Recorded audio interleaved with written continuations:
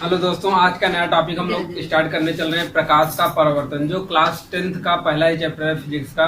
तो हम लोग आज नए सिरे से स्टार्ट करने चल रहे हैं। तो प्रकाश का परावर्तन, जैसे कि यहाँ पर क्लास 10th का जो फिजिक्स है वो दो यूनिट में बटा हुआ है। पहला जो है प्रकाश का है और दूसरा जो है विद्युत का है। तो कई चैप्टर हमें प्रकाश के बारे में पढ़ना है, तो हम लोग सबसे पहले प्रकाश के बारे में जानेंगे कि प्रकाश है क्या, फिर उसके बारे में प्रकाश का परावर्तन पढ़ेंगे। तो आइए हम लोग जानते हैं कि प्रकाश का परावर्तन एक्चुअल में है क्या। उसको जानने से पहले हम लोग जानेंगे कि प्रकाश क्या चीज है। तो आइए जानते हैं प्रकाश क्या है। प्रकाश, जिसे इंग्लिश में हम लोग लाइट बोलते हैं। प्रकाश, अगर कहा जाए प्रकाश को समझने के लिए हम लोग समझेंगे कि जैसे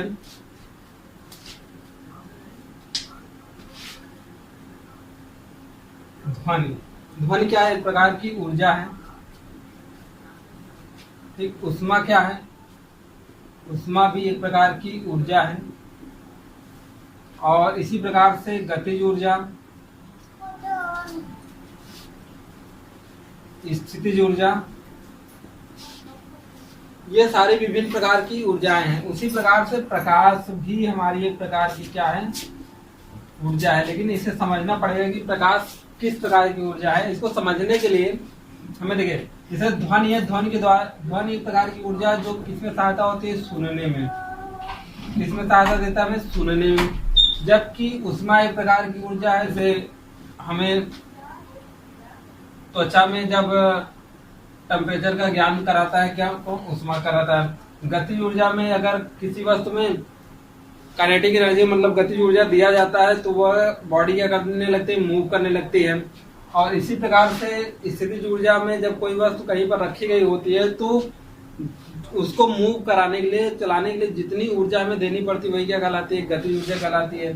तो उसी प्रकार से प्रकाश भी क्या है? एक प्रकार की ऊर्जा है जो हमें क्या करती है? वस्तुओं को देखने में सहायता प्रदान करती है। इसका कार्य क्या है?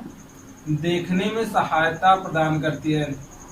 देखने में सहायता प्रदान करती है। इतना हम लोग अभी जाने कि प्रकाश क्या है।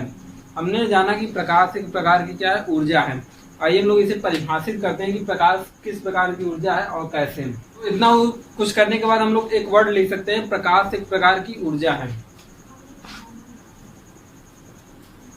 प्रकाश एक प्रकार की ऊर्जा है।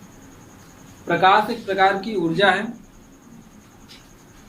जो हमारे आंखों को संवेदित करती है। जो हमारे आंखों को क्या करती है? संवेदित करती है। अर्थात वस्तुओं को देखने में सहायता प्रदान करती है। अर्थात वस्तुओं को देखने में सहायता प्रदान करती है। हम लोग कह सकते हैं कि प्रकाश एक प्रकार की ऊर्जा है जो हमारे आंखों को संवेदित करती है, अर्थात वस्तुओं को देखने में सहायता प्रदान करती है। यहाँ पर हमको सब सारी चीजें समझ में आ रही है, एक बात नहीं समझ में आ रही, संवेदित क्या होती है?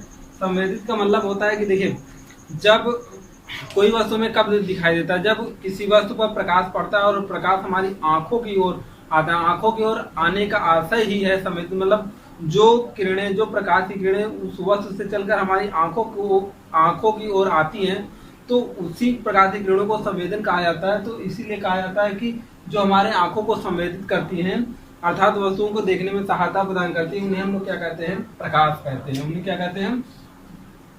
उन्हें प्रकाश कहते हैं। ठीक, अब देखिए, हमारे ब्रह्मांड में कई प्रकार की वस्तुएं होती हैं। कुछ वस्तुएं स्वतः ही ऊर्जा का उत्सर्जन करती हैं, कुछ दूसरे के प्रकाश से प्रकाशित होती है। तो आइए उन लोगों के बारे में हम लोग जानते हैं। प्रदीप्त वस्तुएं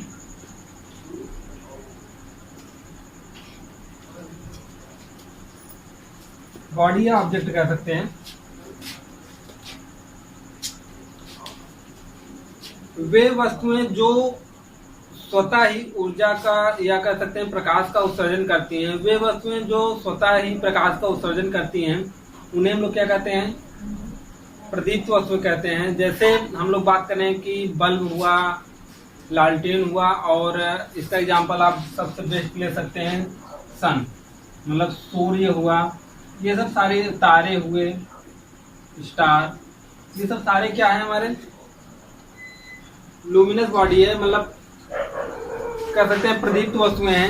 अब हम लोग बात ये कर सकते हैं कि प्रदीप्त वस्तुएं तो हैं, इसे हम लोग याद कैसे रखेंगे। तो याद रखने के लिए आप लोग जानते हैं कि एक लुमिनस की बैटरी आती है, लुमिनस के द्वारा हम लोग क्या करते हैं, लुमिनस बैटरी के द्वारा प्रकाश का उत्सर्जन करते हैं। तो इस प्रकार से हम लोग याद रख सकते हैं कि जो वस्तुएं हमें देखने, जिनके द्वारा ऊर्जा का स्वतः ही उत्सर्जन होता है, उन्हें हम लोग क्या कहते हैं, प्रदीप्त वस्तुएं कहते हैं। प्रदीप्त वस्तुओं के बेस्ट एग्जाम्पल आप सूर्य, तारे, लालटेन, जलता हुआ बल्ब इत्यादि, दीपक, ये सब सारी चीजें क्या है कि लुमिनस बॉडी हैं। और दूसरा हम लोग टॉपिक इसी में पढ़ेंगे अप्रदीप्त वस्तुएं, अप्रदीप्त वस्तुएं, नॉन लुमिनस।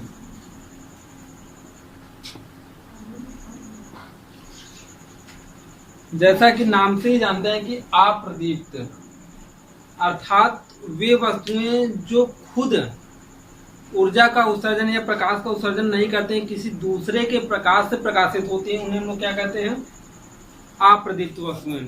फिर से सुनिए, वे वस्तुएं जो या वे वस्तुएं जिनका खुद का प्रकाश नहीं होता, किसी दूसरे के प्रकाश से प्रकाशित होती हैं या चमकीली हमें दिखाई देती हैं, उन वस्तुओं को हम लोग क्या कहते हैं, अप्रदीप्त वस्तुएं कहते हैं। जैसे हम लोग इनमें बात करेंगे हीरा, चंद्रमा इत्यादि। यहाँ पर तो हीरा बात समझ में आती है कि दूसरे के, यहाँ पर समझ में आती है कि हीरा जो है किसी दूसरे के प्रकाश, मतलब सूर्य का प्रकाश या उस पर किसी अन्य स्रोत से पड़ने वाले प्रकाश के कारण वो चमकता है। लेकिन चंद्रमा की बात नहीं समझ में आ रही, तो आइए हम लोग समझते हैं कि चंद्रमा कैसे चमकता है। तो देखिए, यहाँ पर सन है,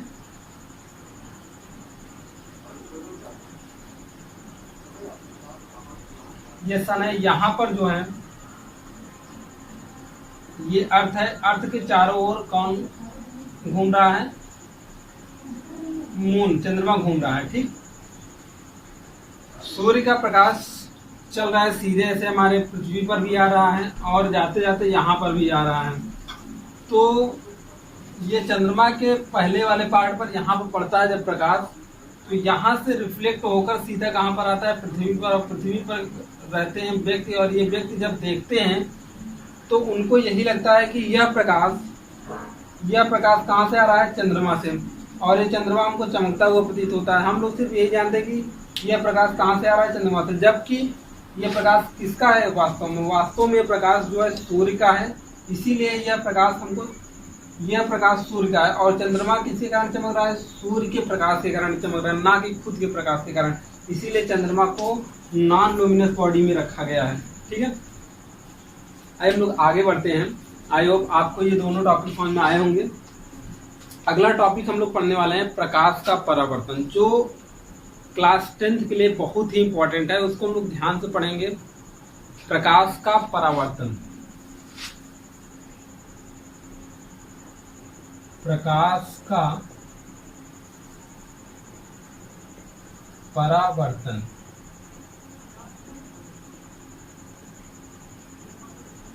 रिफ्लेक्शन ऑफ लाइट।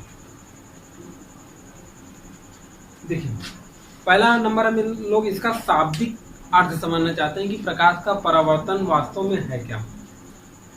जैसे देखिए, परावर्तन हम लोग किसे कहते हैं कि जब कोई वस्तु किसी दूसरे वस्तु पर या किसी सतह पर टकराती है और टकराकर किसी माध्यम में या उसी माध्यम में वापस लौट जाती है, तो उस घटना को हम लोग परावर्तन कहते हैं। उस घटना को क्या कहते हैं, परावर्तन कहते हैं। जैसे इस मार्कर को हम बोर्ड पर फेंके और ये बोर्ड से टकराकर पुनः अपने ही माध्यम में वापस लौट आता है, तो कहेंगे कि इस मार्कर का क्या हुआ है, परावर्तन हुआ है। तो उसी प्रकार से प्रकाश का भी परावर्तन होता है। आइए हम लोग समझते हैं कैसे। आप लोग बचपन में एक कार्य जरूर किए होंगे कि जैसे शीशे के द्वारा प्रकाश आता है और उस प्रकाश को दूसरे माध्यम में हम लोग डाइवर्ट कर देते हैं। तो वो क्या हुआ, जब प्रकाश आती है तो उस वहां पर आई और चिकने न समतल मतलब दर्पण में पड़ा और दर्पण से क्या हुआ, परावर्तित हो गया। तो देखिए कैसे, यहां पर हम लोग एक दर्पण लेते हैं, दर्पण का सिंबल ऐसे ही होता है, इसे हम लोग क्या कहेंगे, दर्पण कहेंगे, मिरर कहेंगे। इस दर्पण पर जब कोई प्रकाश आता है ऐसे आता है, तो इस आने वाले प्रकाश को हम लोग क्या कहते हैं, आपतित प्रकाश। क्या कहते हैं, आपतित प्रकाश।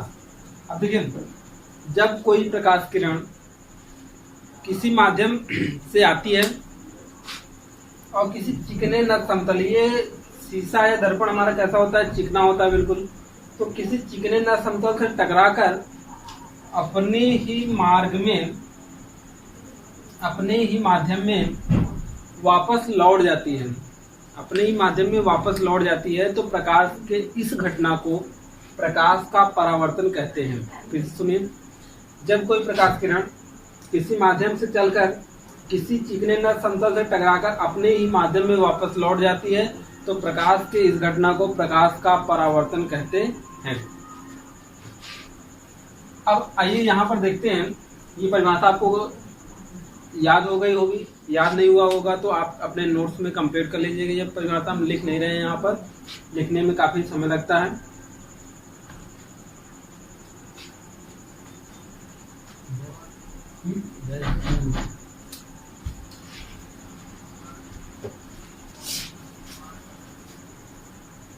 अब देखिए, अगला पॉइंट हम लोग पढ़ने वाले हैं, प्रकाश के परावर्तन के नियम।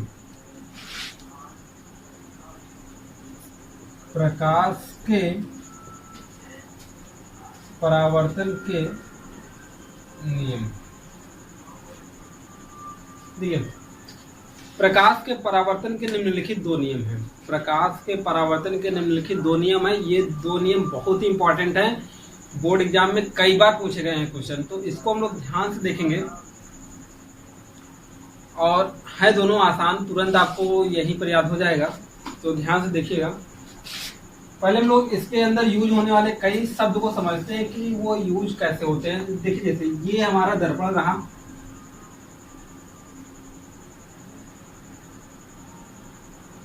ये दर्पण है। इस दर्पण में जब कोई प्रकाश किरण किसी माध्यम से आती है तो आने वाली प्रकाश की किरण को हम लोग आपतित प्रकाश किरण कहते हैं। क्या कहते हैं, आने वाली प्रकाश किरण को आपतित प्रकाश किरण कहते हैं। आपतित प्रकाश किरण, इंसिडेंट एंगल, इंसिडेंट रे, क्या बोलते हैं, आने वाली प्रकाश की किरण को हम लोग क्या कहते हैं, आपतित प्रकाश किरण कहते हैं, इंसिडेंट रे कहते हैं। अब देखिए, जिस दर्पण पर गिरती है, जिस पॉइंट पर दर्पण की ये गिरती है, वहां पर एक अभिलंब खींचते हैं। अब पहले जानेंगे अभिलंब क्या होता है। अभिलंब देखिए, जैसे दर्पण ऐसे बिल्कुल हॉरिजॉन्टल रखा हुआ है तो 90 डिग्री पे, दर्पण से अभिलंब सदैव 90 डिग्री का कोण बनाते हुए होगा। जैसे मान लीजिए दर्पण ऐसे रखा हुआ है, ऐसे रखा हुआ है तो अभिलंब सदैव ऐसे ही रहेगा। देखिए, इसके साथ 90 डिग्री, यहाँ पर 90 डिग्री और यहाँ पर भी आप देखेंगे तो 90 डिग्री ही कोण बना रहा है। कौन, अभिलंब। इसे क्या कहते हैं, अभिलंब। इंग्लिश में इसे क्या बोलते हैं, नॉर्मल। अब देखिए, ये आपतित प्रकाश किरण और ये अभिलंब, ये आपतित प्रकाश किरण और अभिलंब के बीच जितना कोण बनता है, आपतित प्रकाश किरण और अभिलंब के बीच जितना कोण बनता है, मान लेते हैं ये आई, चूंकि इंसिडेंट आई से रिप्रेजेंट किया गया है, यहाँ पर ये आई होगा, तो इनके बीच जितना कोण बनता है, परावर्तित किरण उतना ही कोण बनाते हुए वापस अपने माध्यम में चली जाती है। वापस अपने माध्यम में क्या होती है, चली जाती है। तो ये परावर्तित होकर जा रही है, तो इसे परावर्तित किरण कहते हैं। क्या कहते हैं, परावर्तित किरण कहते हैं। इसे क्या कहते हैं? परावर्तित किरण कहते हैं। इसे इंग्लिश में बोला जाएगा रेसिडेंट एंगल। रेसिडेंट रे इसे बोला जाएगा रेसिडेंट एंगल। इसे आर से रिप्रेजेंट करते हैं। तो देखिए यहाँ पर आपको एक पॉइंट दिख रहा होगा। यह पॉइंट,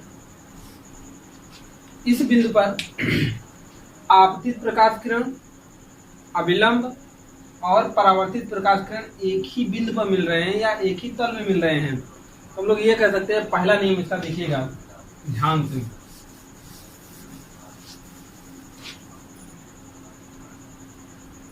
पहला नियम,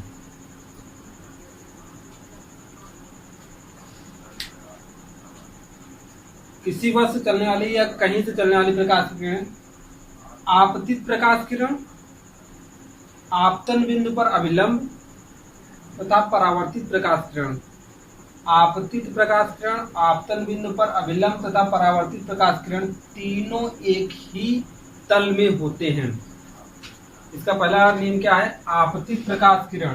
कौन सी? आपतित प्रकाश किरण। और आपतन बिंदु पर अभिलंब। आपतन बिंदु पर अभिलंब क्यों? कि जिस पॉइंट पर ये है उस पॉइंट पर हम लोग क्या करेंगे? नॉर्मल ड्रा करेंगे, एक अभिलंब ड्रा करेंगे। तो इसीलिए कहा जाता है आपतन बिंदु पर अभिलंब। आपतन बिंदु पर अभिलंब तथा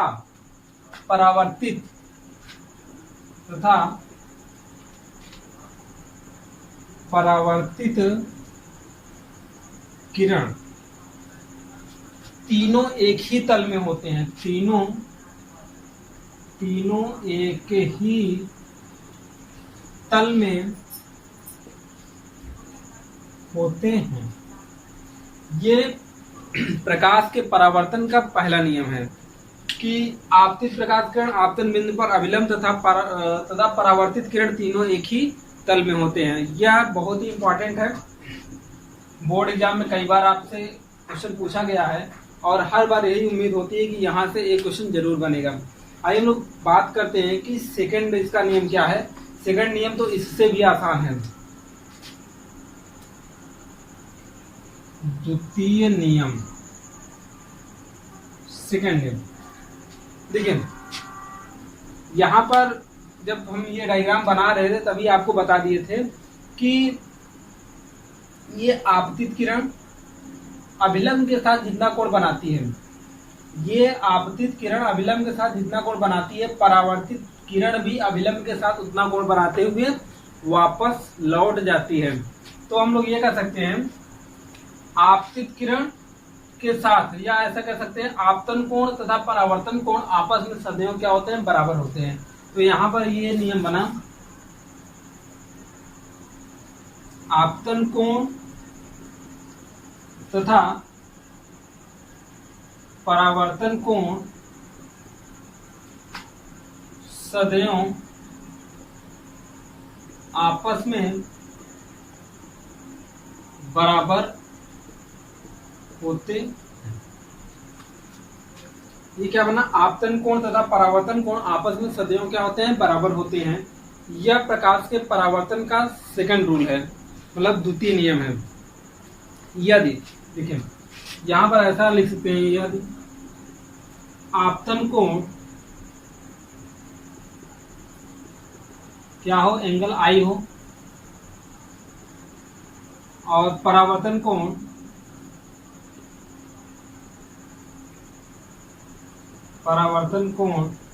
क्या हो? एंगल आर हो, तो आपतन कोण बराबर क्या हो जाएगा? परावर्तन कोण।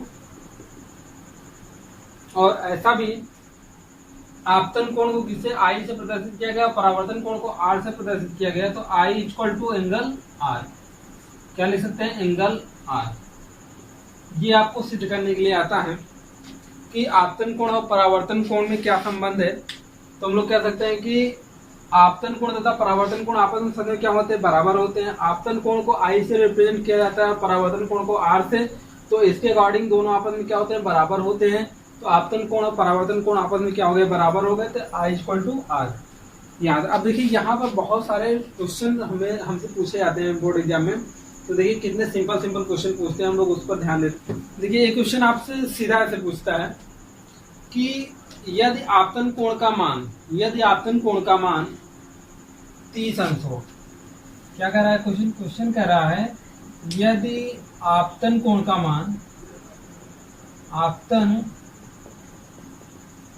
मान 30 अंश हो तो परावर्तन कोण का मान ज्ञात कीजिए।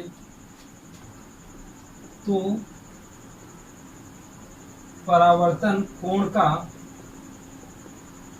मान ज्ञात कीजिए। ये तो सिंपल सा क्वेश्चन है एकदम बिल्कुल। तो यहाँ पर देखिए हम लोग क्या जानते हैं, आपतन कोण बराबर क्या होते हैं, परावर्तन कोण होते हैं। अगर इसका सोल्यूशन देखा जाए तो आपतन कोण बराबर क्या होता है, परावर्तन कोण होता है। आपतन कोण बराबर क्या होता है, परावर्तन कोण होता है, ये हम लोग जानते हैं। तो हम लोग ये कह सकते हैं कि आपतन कोण का मान हमको कितना दिया गया, 30 डिग्री दिया गया है। तो परावर्तन कोण को हम लोग किसे R से रिप्रेजेंट करते हैं, तो एंगल R बराबर कितना हो जाएगा, 30 डिग्री। ये हमारा क्या हो जाएगा, फाइनल आंसर हो जाएगा। ऐसे भी लगा सकते हैं या डायग्राम से हम लोग लगा सकते हैं। देखिए दिया गया है डायग्राम के अकॉर्डिंग, यहाँ पर इसका मान कितना दिया गया है, 30 दिया गया है। तो हम लोग ये कह सकते हैं कि आपतन कोण और परावर्तन कोण आपस में बराबर होते हैं, या ये भी कह सकते हैं आपतित प्रकाश किरण अभिलंब के साथ जितना कोण बनाती है उतना ये परावर्तित प्रकाश किरण अभिलंब के साथ उतना कोण बनाते हुए वापस चली जाती है। तो ये अगर ये 30 अंश है तो ये भी कितना होगा, 30 अंश होगा। हम लोग डायग्राम के अकॉर्डिंग भी सॉल्व कर सकते हैं, जो हमारा संबंध है उसके अकॉर्डिंग भी सॉल्व कर सकते हैं। इसी प्रकार से देखिए एक सेकंड टाइप का क्वेश्चन इसमें पूछता है,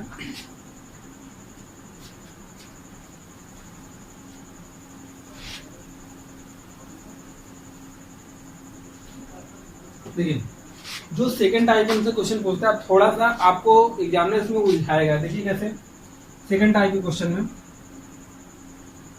कि जब आपतित प्रकाश किरण कौन सा, ये आपतित, ये ध्यान देना, क्वेश्चन को ध्यान से सुनिएगा तभी जवाब दे पाएंगे। जब आपतित प्रकाश किरण अभिलंब, यहाँ पर ये दर्पण के साथ, किसके साथ, जब आपतित प्रकाश किरण दर्पण के साथ 30 अंश का कोण बना रहा हो, कितना बना रहा हो, जब आपतित प्रकाश किरण दर्पण के साथ कितने डिग्री कोण बना रहा हो, 30 डिग्री का कोण बना रहा हो, तो आपसे पूछा जा रहा है कि परावर्तन कोण कितना होगा। ध्यान देना, क्वेश्चन हम लिख दे रहे हैं, जब आपतित प्रकाश किरण, कौन सी, आपतित मतलब आने वाले, आपतित प्रकाश किरण, जब आपतित प्रकाश किरण दर्पण के साथ, किसके साथ, दर्पण के साथ 30 अंश का कोण बना रही है,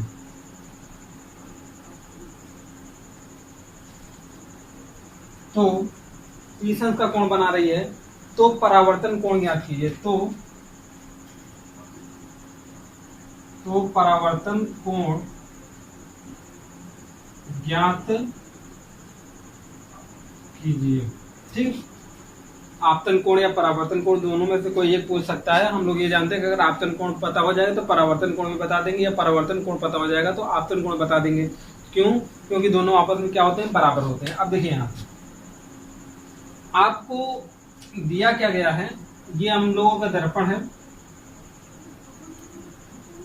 अब ये आपतित प्रकाश किरण है और दर्पण के साथ कितने डिग्री कोण बना रहा है, 30 अंश का।